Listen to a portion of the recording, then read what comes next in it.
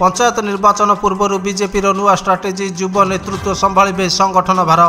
नुआ रणनीति सह बीजेपी करुछि सांगठनिक परिवर्तन। युव नेतृत्व विकास को गुरुत्व दिया जाउछि। एणिकी ग्राउंड रे बीजेपी सांगठनिक मंग धरिबे युव चेहरा। विभिन्न सांगठनिक पद पदवी में बसवाक नेता बयस सीमा धार्य करिछि दल। 35 रु 45 वर्षर नेता ही मंडल गुड़िकर सभापति रहिबे।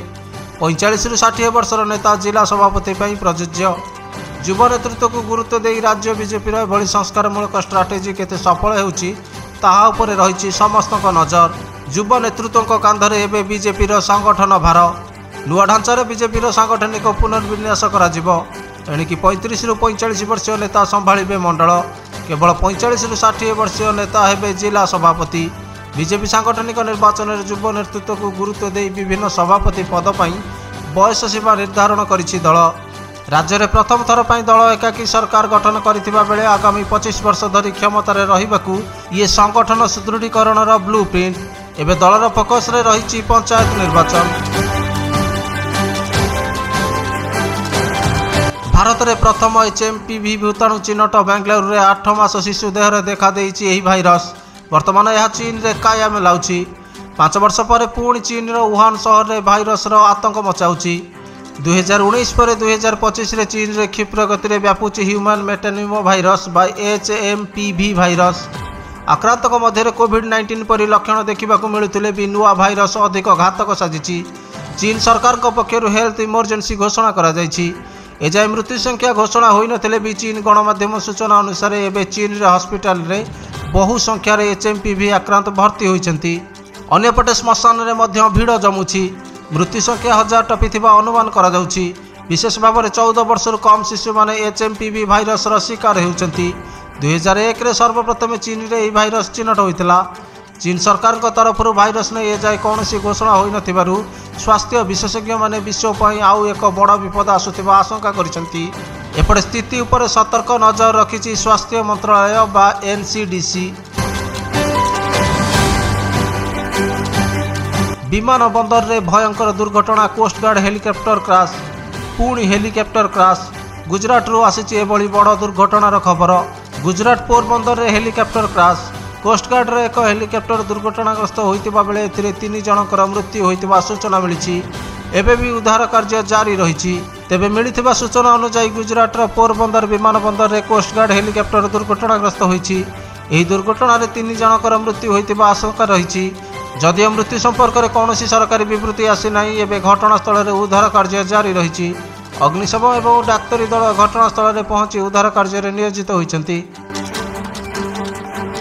शपथ पाठर 10 दिन पूर्व गिरफ हेबे डोनाल्ड ट्रंप।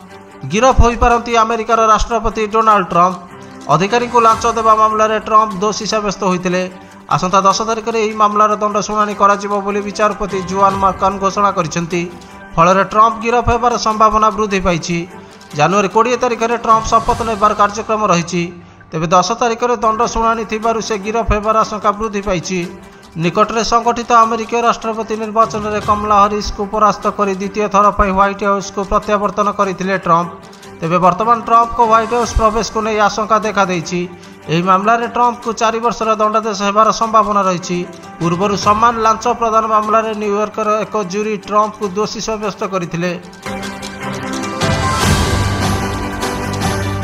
पाकिस्तान रे पुलवामा स्टाइल अटैक सेना गाड़ी को टार्गेट 47 मृत। बेलुचिस्तान तुबत निकट में बेहमान अंचल में घटी एक बड़ धरणर विस्फोरण। एथिरे 47 सुरक्षाकर्मी निहत होइतिबा बेले 30 रु अधिक गुरुतर थिबा सूचना मिली। एने बेलुचिस्तान लिबरेशन आर्मी पक्षर दाबी करा जाउछि।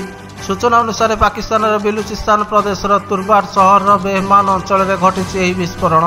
कराची अभिमुखे जाउथिबा पाकिस्तान सेनार 13टी गाड़ी को टार्गेट करा जायथिला, जेउथिरे रहितला 5टी बस और 7टी मिलिटारी बस। बेलुचिस्तान लिबरेशन आर्मी दाबी करिछि गोटे बस संपूर्ण ध्वंस होइछि। किछि आंशिक क्षतिग्रस्त होइतिबा बेले गोटे मिलिटारी गाड़ी धूलिसात होइतिबा कहिछि BLA। विस्फोरण में 47 जनकर मृत्यु होइतिबा बेले 30 रु अधिक जन गुरुतर होइछन्ति।